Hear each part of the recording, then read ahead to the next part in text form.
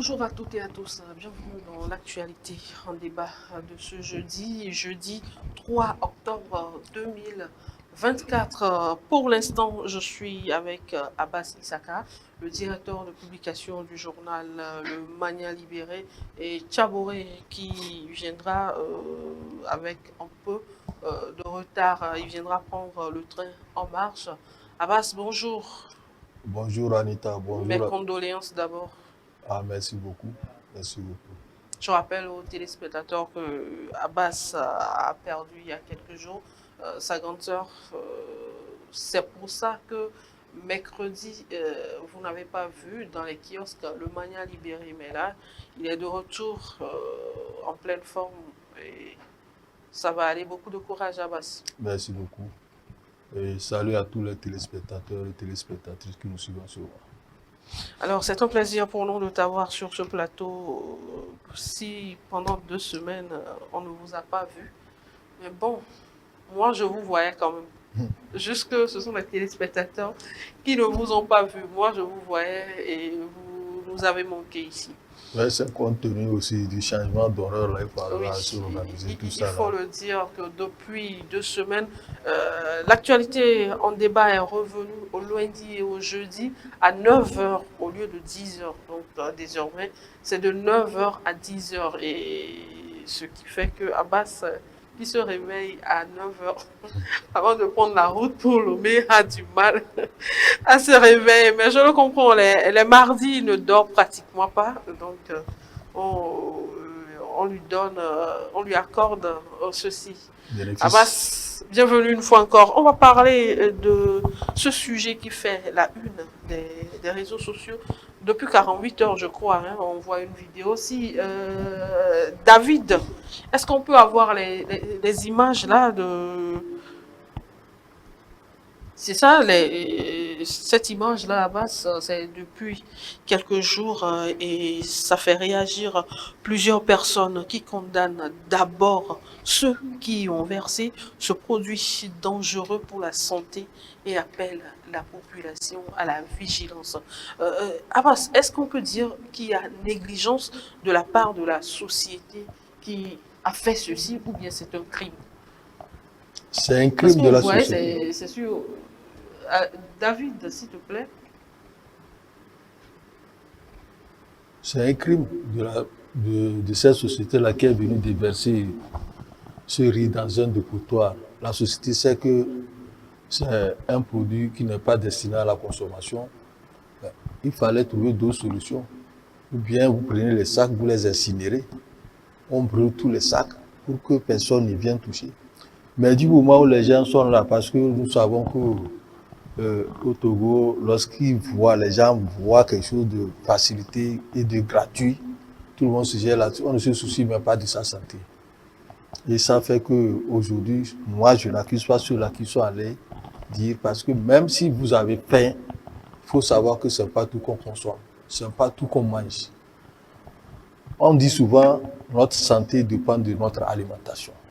Parce que d'abord, ce n'est pas versé à quelque part de propre sur un dépotoir. On va ramasser de la nourriture sur un dépotoir parce qu'on a faim à base. Ce n'est pas ça. C'est pour ça que je dis que même si vous avez faim là, ce n'est pas tout qu'on mange. Et encore, on va jeter quelque chose dans un dépotoir où même les gens vont dire que nous jetons les choses sales là-bas. Nous déféquons même là-bas. On vient jeter le riz qui n'est pas bon, propre à la consommation. On se jette là-dessus. Qu'est-ce qui se passe? Je compare ça à quelque chose, souvent les accidents qui se passent également avec les camions de transport de carburant, les citernes d'essence. Quand il y a accident, les gens courent aussi pour tirer de l'essence. Est-ce que ça aussi c'est la faim qui amène les gens? C'est personne, mais un homme, tout ce qui est gratuit. Je pense que j'ai vu le communiqué de la commune, c'est à Gouet 2. À Gouet 2. Il a fait... le maire Bollor, je crois. Je pense. C'est à Gouet 2. L'Egbacito, c'est à Gouet 2. Donc il a sorti un communiqué pour alerter les uns les autres. demander à la population Mais là, d'être... c'est dangereux. Hein. Vous avez vu, si David le permet, David, est-ce qu'on peut avoir encore la vidéo? Si vous voyez, on peut, Abbas, vous voyez le nombre de personnes qui est parti ramasser ça. Ça veut dire que c'est risqué. Le dehors est risqué. Parce que ceux-là, est-ce que tout le monde aura la moralité de ne pas aller vendre ça là? Ça, là, quand ils ont pris ça, c'est pour aller vendre. C'est tellement que c'est Voilà. déjà sur le marché. C'est pour cela qu'il faut attirer l'attention des populations.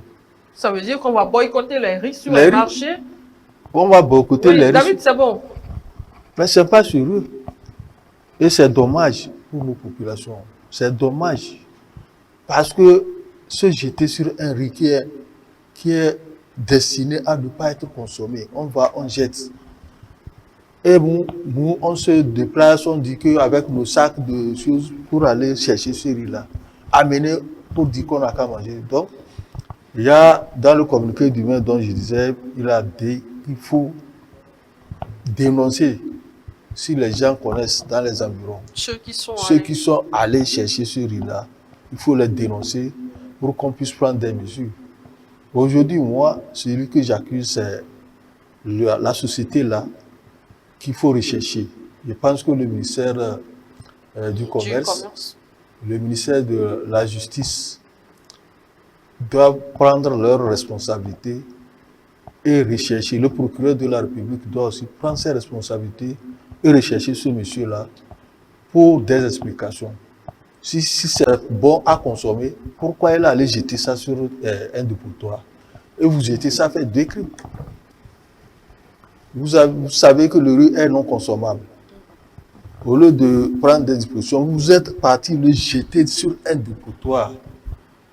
Ce qu'on appelle dépotoir, ils ont l'habitude de donner ça dépotoir, c'est sauvage, c'est un dépotoir qui devait être de transit, quoi. Et vous allez vous jeter le riz là-bas. Les populations vont vous voir jeter le riz. Vous croyez que quoi? Et croient que c'est un bon truc. Donc, je pense que le procureur doit prendre ses responsabilités. Qu'on recherche les responsables de cette société-là et qu'ils répondent de leurs actes. Parce que c'est criminel. C'est criminel et on ne peut pas laisser passer ça. Moi, je ne suis pas d'accord si on laisse passer. Il ne faut pas que ça reste impuni. Normalement. Et on espère que tout ce que vous avez cité tout à l'heure feront le travail. Mais dites-moi, pour qu'un produit soit incinéré, est-ce qu'il y a des démarches qu'il faut faire? Il y a des démarches. Il faut aller au ministère de... comment on appelle? Parce qu'on voit quand on saisit des choses pas propres, quand la police saisit des choses pas propres, je ne vais pas appeler les noms ici, on incinère ça et puis c'est fini. Et on insère ça sur les lieux des dépotoirs. Justement, Oui. Si c'est une société, peut-être que la date de péremption est dépassée. Est-ce qu'il faut faire des démarches? Peut-être que les gens ne le savent pas et ils se livrent à ces choses. Et voilà, nous voilà en danger actuellement. On ne peut plus se lever et acheter le riz au marché actuellement. Il faut attendre au moins 6 mois ou 1 an. Oui, parce que vous voyez, quand ça se passe ainsi, c'est que la société doit s'informer. Nous avons du riz qui n'est plus bon à la consommation. On s'adresse aux autorités. Et les autorités vont savoir ce qu'il faut faire. On saisit ce riz-là. Si on saisit ce riz, les autorités vont l'incinérer. C'est les autorités qui vont prendre la responsabilité de détruire ce riz-là pour que ça n'engage pas les populations à aller consommer ce riz. Donc, c'est de responsabilité de cette société de ne pas connaître cette procédure. Il faut saisir d'abord. Ce n'est pas la première fois qu'on parle du riz avarié au Togo. Il y a quelques années, on a parlé du riz avarié, on a fait des commandes.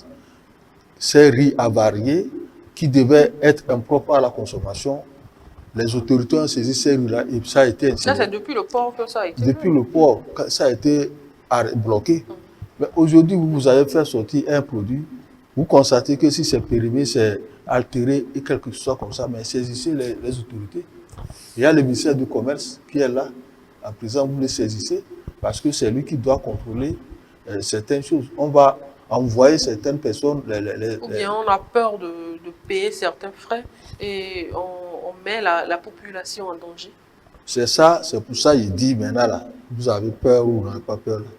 ils sont les responsabilités à engager dans cette situation. Il faudrait que les autorités puissent prendre les responsabilités. Le procureur de la République doit engager une action en justice. Si on ne sait pas, on commence par une enquête pour rechercher cette société-là qui est venue déverser ce riz avaré. Ce n'est pas sérieux qu'on mette la vie des populations en danger. Aujourd'hui, on parle des maladies, le choléra qui est en train de tuer les gens. Mais vous allez ramasser quelque chose sur un dépotoir très sale, un riz avarié qui n'est pas propre à la consommation. Les gens amènent ça à la maison. Ils vont consommer avec leurs enfants, dans toute la famille. Les plus incrédules vont amener ça dans les marchés pour dire qu'ils vendent. Ceux qui ont les sacs là, ça là, c'est pas pour consommer à la maison. C'est pour aller Parce que même si c'est une famille nombreuse, les sacs de 25 kilos que je vois là, oui. On ne peut pas consommer ça. C'est quoi? C'est pour toute l'année? Voilà, c'est ça. Regardez. Au moins ceux qui ont les bassines, on peut comprendre. Et les gens se bousculent, ils se battent. Regardez l'image qui vient de passer tout à l'heure. La bassine de combien de litres là que la personne, c'est pas pour consommer aujourd'hui. Même si vous achetez ça, là, vous mettez à la maison, c'est quoi? Je pense que c'est très irresponsable de cette société.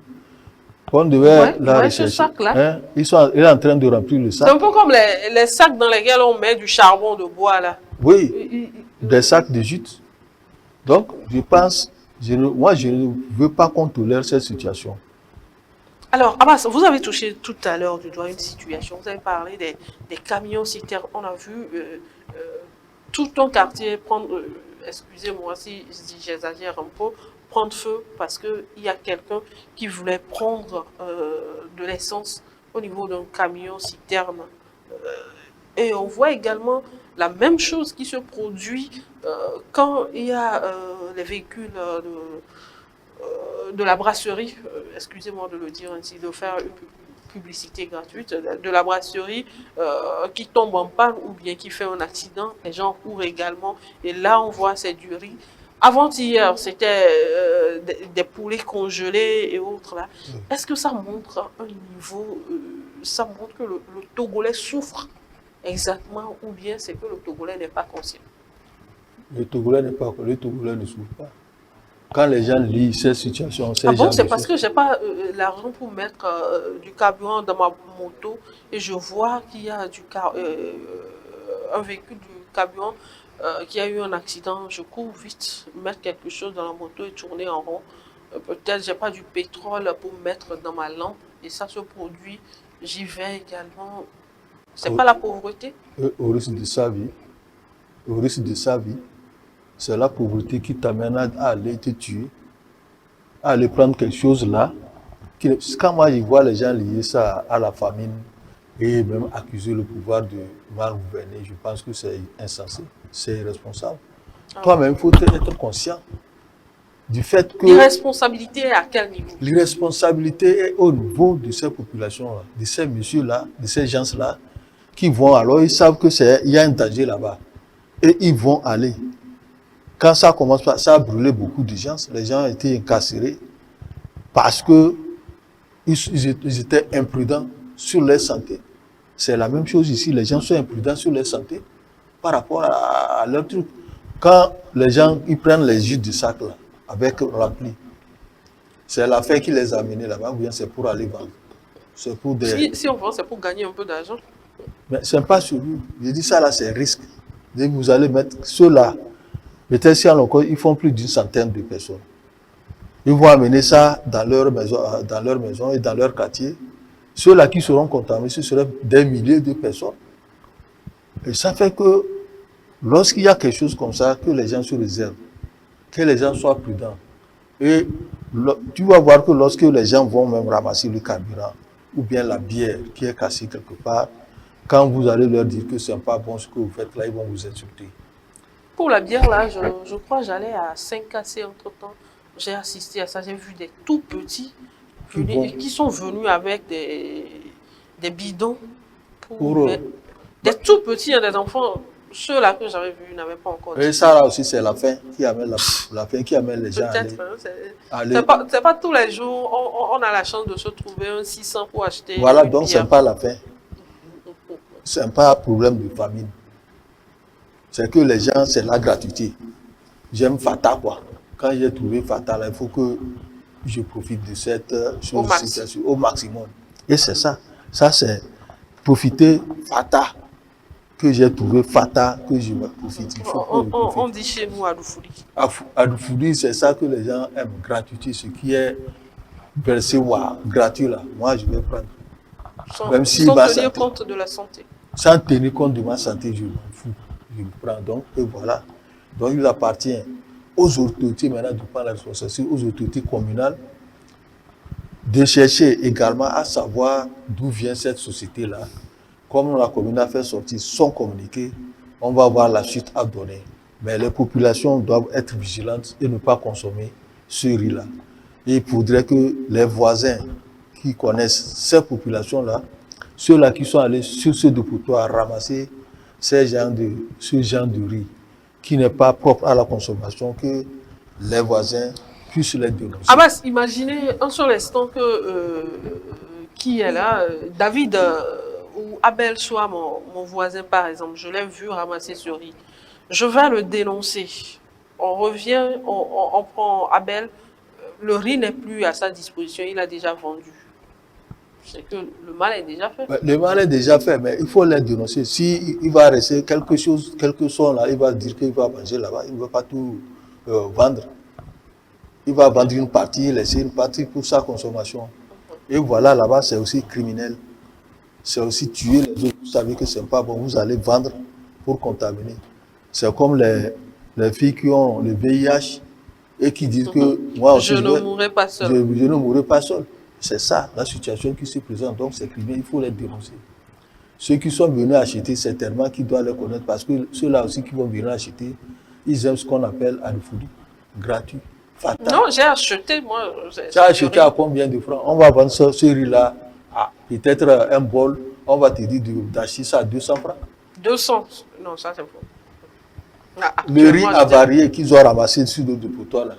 Tu vas acheter ça au même prix. Là, si tu achètes à 200, c'est que toi-même, tu as accepté creuser ta tombe. Si les gens sont capables d'aller chercher le riz sur le dépotoir, il y aura d'autres aussi qui n'ont pas pu aller, qui vont demander, est-ce que moi aussi je peux trouver un peu? La personne va dire, je vais te vendre un peu. Donc 200 ou 300, je te vends un bol. Et c'est comme ça, ça va aller, ça continue. Donc il faudrait qu'on les dénonce d'abord pour que cette situation ne soit pas totalement prise surtout dans la commune oui, c'est Agua 2 ça. Agua 2. Nous ne sommes pas loin de là. Hein. On n'est pas loin de là. Attention à la consommation de... Ouais, donc il faut attirer... De Haïmol ou David. On ne sait jamais. On ne sait jamais parce que même les commerçants de Haïmol vont pouvoir aller là-bas. Oui. Parce qu'il y a un riz gratuit. Le champion ici, c'est Abdou. Je le crains très, très fort. Alors, on espère que c'est rentré dans les oreilles des uns et des autres. Faisons attention à ce que nous consommons ces derniers temps. Et puis, si vous avez quelqu'un, votre voisin, qui est allé se procurer de ce riz avarié, il ne sert à rien de garder le secret. Allez dénoncer cette personne-là pour sauver des vies.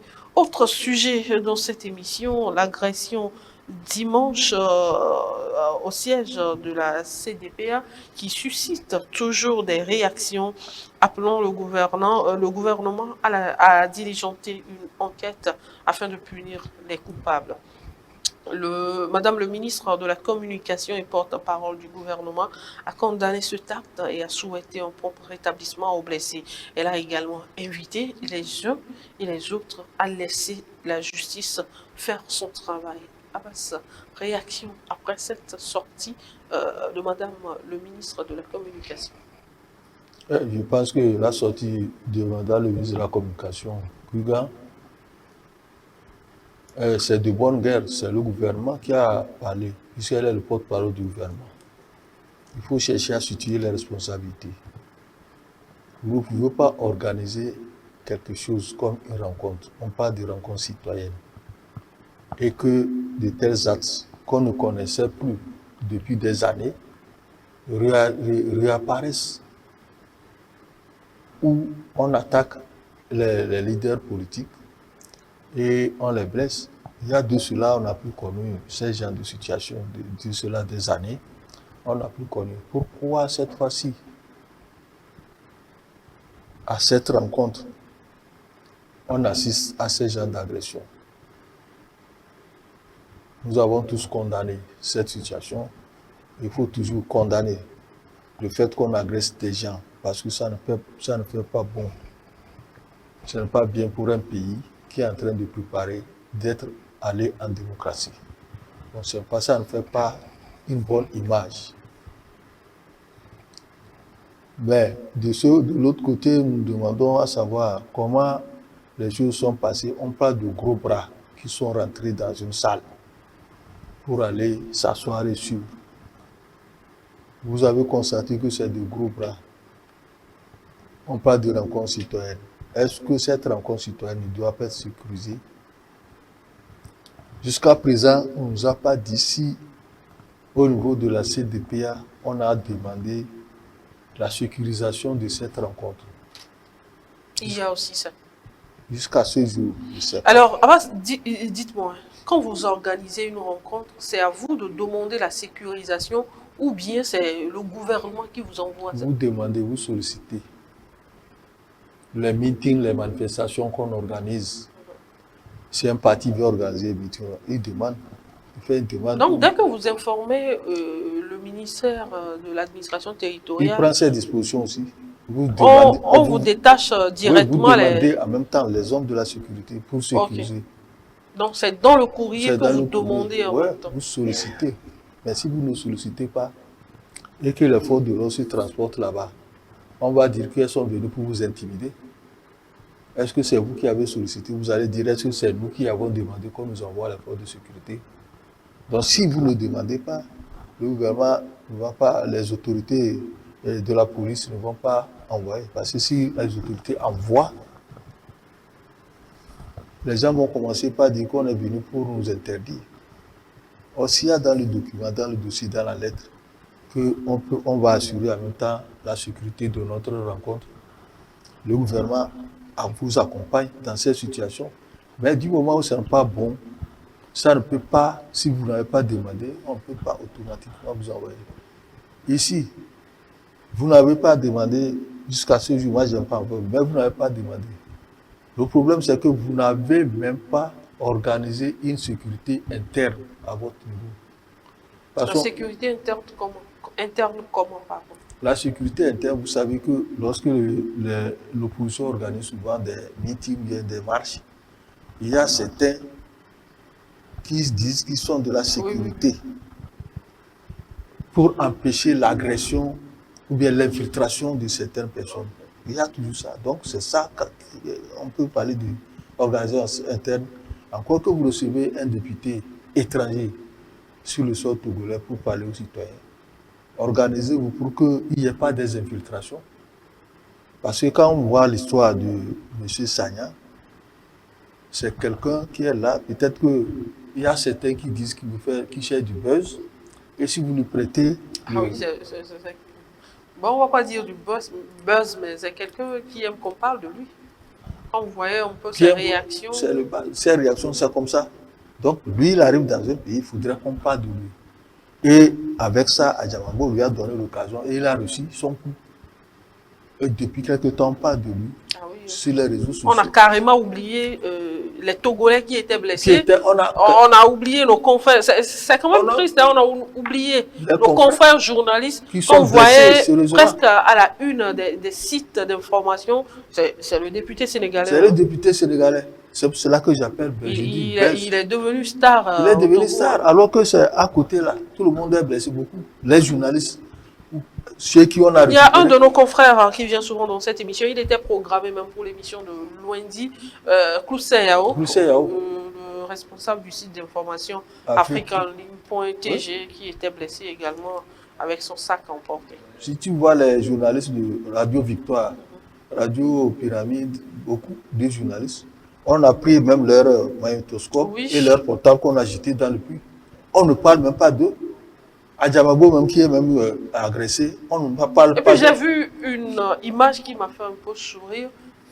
On voit les Togolais encercler un peu le député sénégalais. Ça veut dire que nous ne condamnons pas ce qui nous est arrivé, mais nous condamnons ce qui est arrivé au monsieur. Donc, c'est ça, je dis, nous, on aime trop faire des choses et le monsieur a pu récupérer ce que nous faisons. Il a fait du buzz. Aujourd'hui, il y a beaucoup de vues. Il va gagner. C'est comme ce qu'il avait fait entre-temps en s'attaquant aux autres. À une dame là. À la vice-présidence du Parlement de la CEDEAO, l'Ivoirienne là, qui est sortie. Donc, c'est la même chose que lui a voulu ici. C'est un truc que le monsieur se donne, c'est du buzz qu'on fait. Tout ceci là, on ne peut pas dire que on l'a agressé, on condamne l'agression, mais lui il a provoqué, il a cherché, il a trouvé ça. Donc ce n'est pas bon que les gens oublient les compatriotes togolais qui sont blessés et on ne parle que de lui. Et vous avez vu l'image qu'il est rentré présenter sur le Togo. Ah oui. À la conférence de presse d'hier qu'il a organisée au Sénégal, à Dakar. Il a insulté. Même la déclaration qu'il a eu à faire ici, avant de partir, il disait qu'il savait que le Togo était tant, mais il ne savait pas qu'il serait victime un jour. Il a dit, ce qu'il a décrit comme Togo là, on dirait que on est dans un autre monde, qu'on n'est pas dans ce Togo là. Il dit qu'il suffit que quelqu'un parle mal de Faure Gnassingbé et il disparaît mystérieusement sur la terre africaine. Il a décrit cette chose. Je ne voulais pas revenir sur ces propos. Donc, c'est comme ça. Voilà ce que ça, il dit que c'est le buzz que lui a cherché. Il a trouvé. Maintenant, comme les gens sont trop choses sensationnelles. Nous aimons ça. Nous, on aime ça. Il faudrait que, bon, c'est comme ça, c'est pour ça qu'on suit. Sans vérifier, les gens vont se lancer dans cette situation. Adjamango lui a donné l'occasion. Vous savez, quand ça a commencé, ça devait, la réunion là devait se tenir où? C'était Monseigneur à l'église à Moutivé. Ils ont payé. Mais après tout, l'église a dit revenez prendre vos sous. Ça ne peut pas aller. Ils ont déplacé ça au siège de la DMP ou bien CDPA au niveau au siège de CDPA. Le CDPA au niveau de Bé là-bas.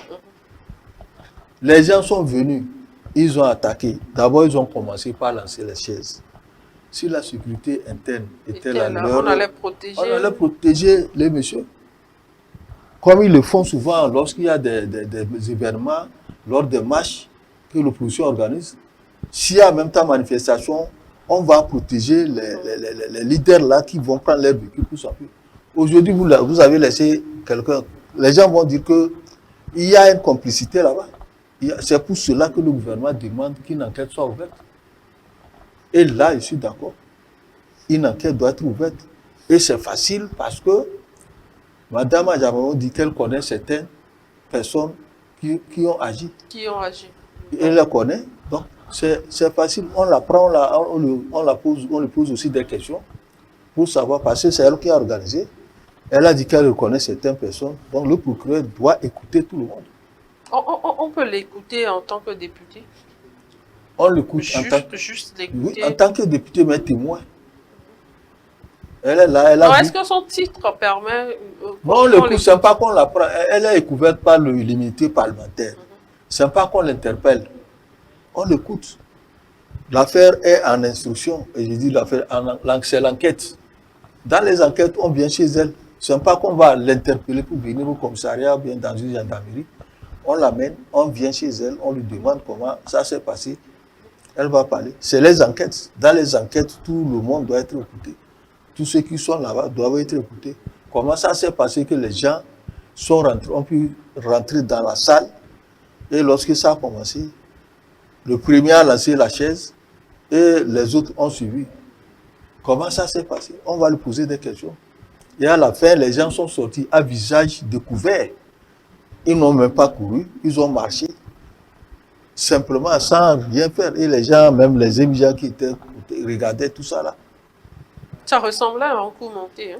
Ça ressemblait Quand on vous raconte un peu les faits, oui, c'est ça. Ça ressemble à un coup monté. Mais bon, comme le ministre de la Communication l'a dit, on laisse la justice faire son travail. Il faut laisser la justice faire son travail, que l'enquête soit ouverte et qu'on puisse identifier ces messieurs-là, ces névis-là, ceux-là qu'ils appellent névis, qui sont venus attaquer, ces gros bras-là qui sont venus attaquer et agresser des gens. Ce n'est pas le seul monsieur, le seul député-là qu'on a agressé. Il y a aussi les confrères qui sont agressés, qu'on oublie.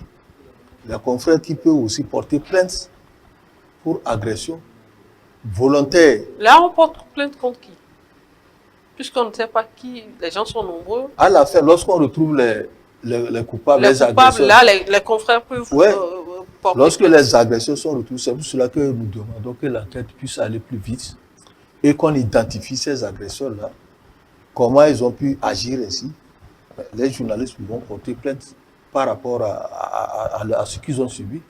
Et vont. Alors, dites-moi, si les journalistes eux-mêmes ne portent pas plainte, est-ce que les associations de presse peuvent porter plainte? Parce qu'aujourd'hui, la plupart des journalistes font partie des associations de presse. Oui, les associations. Est-ce qu'on prend par exemple l'OTM? Non, l'OTM, non. Le CONAP, UGIT. Oui, CONAP, UGIT, PPT, qui portent plainte de façon unique. Ces associations-là vont porter plainte pour agression de journalistes. Agression des journalistes. Ils peuvent déposer une plainte. Ils peuvent déposer. Il faudrait que, ils peuvent même, avant même avant même la fin de l'enquête, on dit on porte plainte contre X.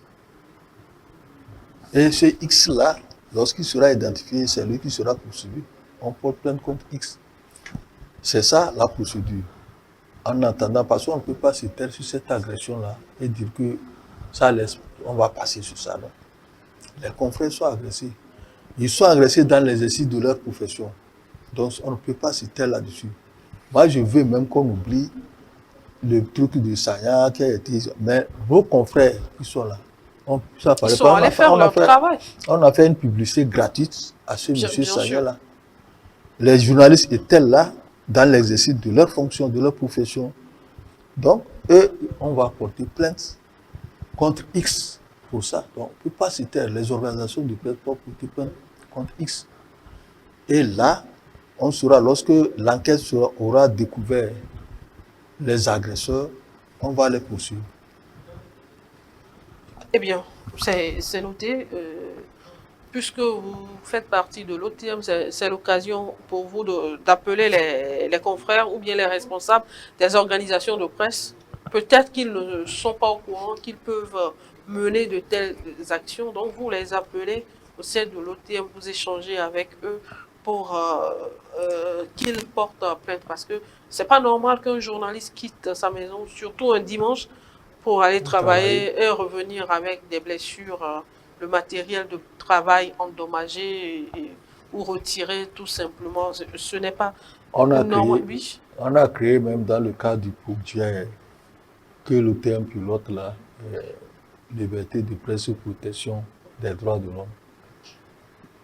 On a créé un comité de protection des journalistes. Ce comité va être mis en place et il va commencer ce travail. C'est l'OTM qui l'a mis en place. Okay. Et pour agir et intervenir par rapport à ces gens de choses, ce comité même peut porter plainte. C'est un comité sous forme de comité de protection des droits de l'homme. Mais ici, c'est pour les journalistes, pour la protection des journalistes. Et ce comité même est composé des associations qui défendent les droits de l'homme, les organisations de la société civile, okay. Avec l'ensemble même des organisations de presse qui sont représentées à l'OTM. Donc, CONAP, UGIT, Saint-Gite, PPT, Uratel, tout ça là, donc c'est eux, ce comité-là va prendre cette affaire-là. Donc, il faudrait que le comité fasse ce travail rapidement. Parce que c'est quand même bizarre que les journalistes aiment parler des autres, mais quand il s'agit d'eux-mêmes, d'abord, eux-mêmes ne parlent pas d'eux. Et après, personne ne parle d'eux. Et tu as vu même... On ne peut pas comprendre que trois journalistes soient agressés. Je ne sais pas si le nombre a augmenté, que je sache, c'était 3. Et puis on parle d'une seule personne. On parle de quelqu'un pour lequel les gens sont allés travailler. 3 journalistes, hein. On ne fait pas la une de nos journaux pour mettre la photo de ces 3 confrères-là on met juste telle personne, à part certaines organisations de presse qui ont sorti des communiqués pour dénoncer l'agression de ces journalistes. C'est quand même injuste qu'on ne parle pas de nous et qu'on continue de parler d'autres personnes. Abbas, nous allons terminer cette émission Tchabouré qui finalement n'a pas fait le déplacement parce que là nous n'avons que... David, nous n'avons que 10 minutes, c'est ça, hein? Ok, nous n'avons que 10 minutes. Je ne vois pas Tchabouré venir faire une émission de 10 minutes. Il nous a posé un lapin malheureusement, mais on va terminer cette émission avec la une du Mania Libéré, parue mercredi dernier. Je vous l'ai dit en début d'émission. Hier, mercredi, Abbas n'a pas travaillé parce qu'il avait d'autres occupations. Il avait une urgence familiale, si on peut le dire, à Abbas qui a perdu sa grande sœur, s'il n'était pas au Togo. Donc il fallait faire le déplacement. Voilà pourquoi il n'a pas travaillé hier. Mais du moins, son sujet de l'autre mercredi reflète une information capitale et on va en parler. David, si oui, sécurisation du patrimoine foncier, domaine public ou le business lucratif des géomètres. Abbas, début d'une mission d'identification des réserves administratives dans le Grand Lomé. Et on peut voir, attention, réserve administrative, quelque part sur l'image. Abbas. Le business des géomètres est en danger. Oui, je pense que même l'identification a déjà commencé dans les mairies, puisque c'était la semaine dernière que ça a été lancé. Le ministère de l'administration territoriale a lancé cette identification. Comment ça va se faire en réalité? C'est les communes qui vont aider. Il y a un comité qui a été mis en place. Le comité se déplace dans les communes, aidé par les autorités communales, les chefs de canton, tout ça là, qui vont aller. J'ai déjà appris que au niveau de Golf 7. Agoué 7. Agoué 7 ou bien Golf 7? C'est à Golf 7 là, qui a de 5 ans. Zongo ici? Agoué Zongo là. C'est Agoué 1 ça. Non, non, non. Agoué 3 ou 4. Agoué 3 ou 4. Chez Adamou. C'est chez Adamou. Chez Adamou. Abdou! Tobolokopé là. À Tobolokopé là, c'est Golf 3 ou 4. Agoué 3 ou 4. Ils vont me le dire tout à l'heure. Donc là, c'est là que ils ont déjà reçu la visite de cette mission qui a commencé son travail. D'abord, ça concerne le Grand Lomé, toutes les communes, les 13 communes du Grand Lomé. Après, ça ira... Alors oui, Abdou est revenu dans la salle, je crois que c'est à Agoué 4. Agoué 4. Donc après, ils iront à l'intérieur du pays. Vous savez que les réserves administratives, comme nous l'avons écrit, c'est devenu un business lucratif pour les géomètres. C'est juste les géomètres ou bien il y a des complices? Et c'est ce que je voulais dire. Je n'aime pas mes 3 points de suspension. Et pour les agents de l'État, il y a certains agents commis à cet effet qui, en complicité avec les géomètres, vendent les réserves administratives.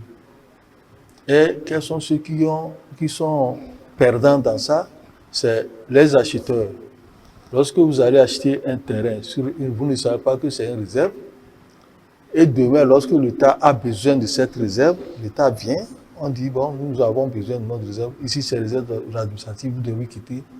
Est-ce qu'on vous dédommage? Ah non, vous dédommagez. Si c'est réserve administrative, on ne va même pas dédommager. D'abord, il y a déjà les situations qui se présentent au niveau de... C'est à Golf 7. Golf 7. C'est la zone même, ça. Là-bas, c'est la zone même, ça. Là, il y a de cela 1 an, le maire a rassemblé ceux-là qui ont occupé les réserves administratives. Il les a réunis pour leur dire que la commune a besoin de ces réserves administratives-là pour la construction des écoles et d'un centre de santé. En principe, c'est à ça que les communes, les réserves sont réservées.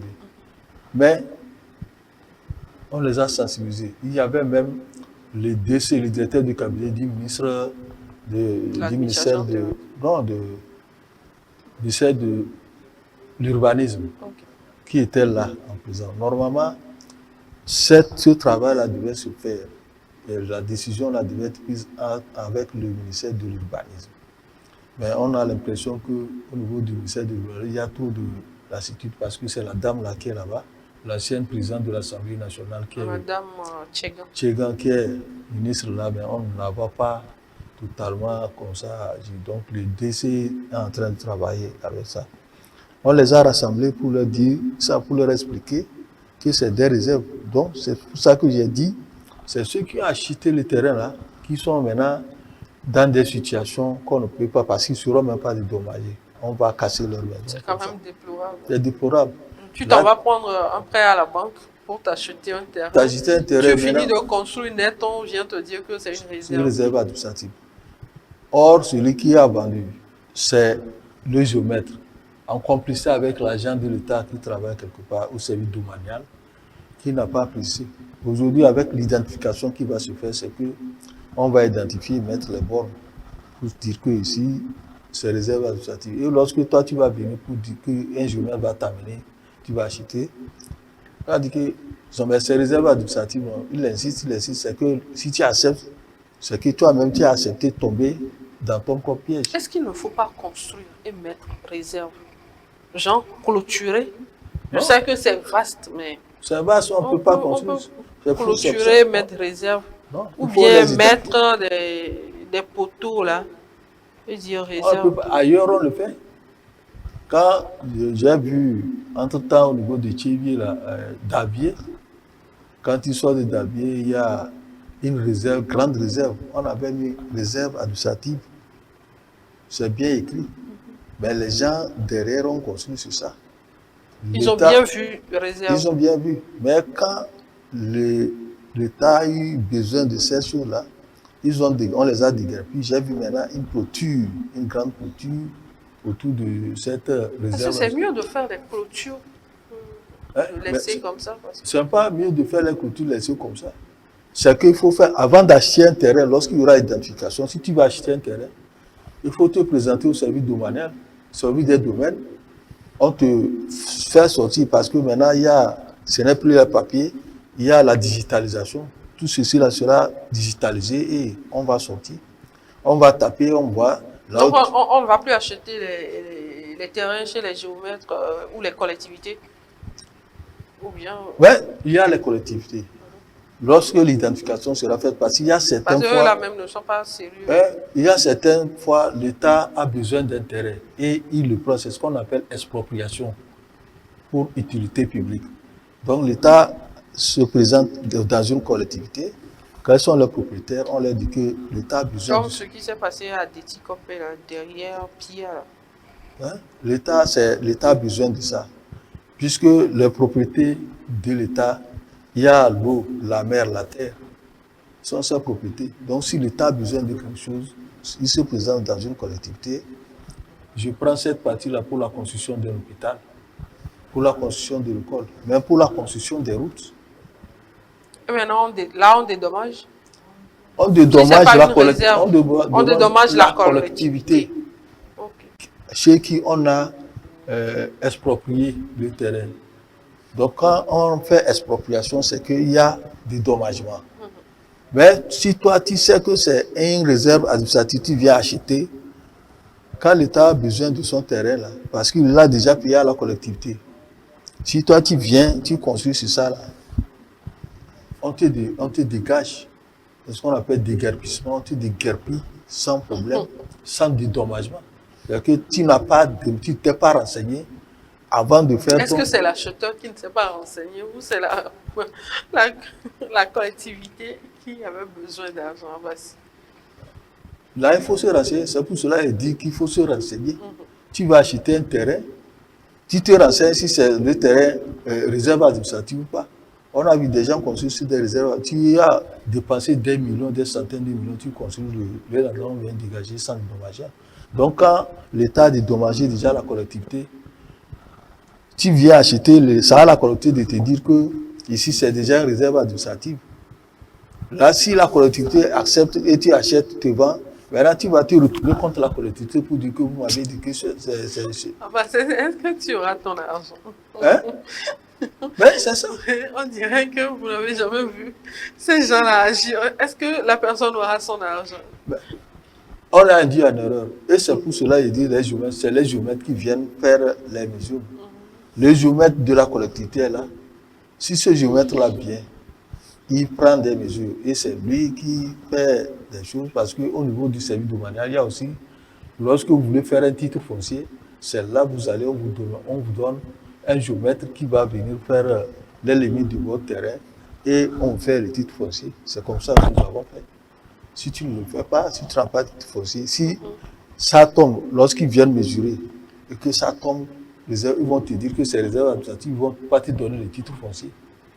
Mais si tu as le titre foncier, c'est que c'est balisé, c'est d'accord, le terrain n'appartient pas à l'État. Tu vas construire sans problème. Là, il vaut mieux tout faire avant de commencer par construire. Tu fais tout avant de commencer. Tu fais tout et puis le lot. Parce qu'au moins, tu n'auras perdu que peut-être 4 ou 5 millions. Oui.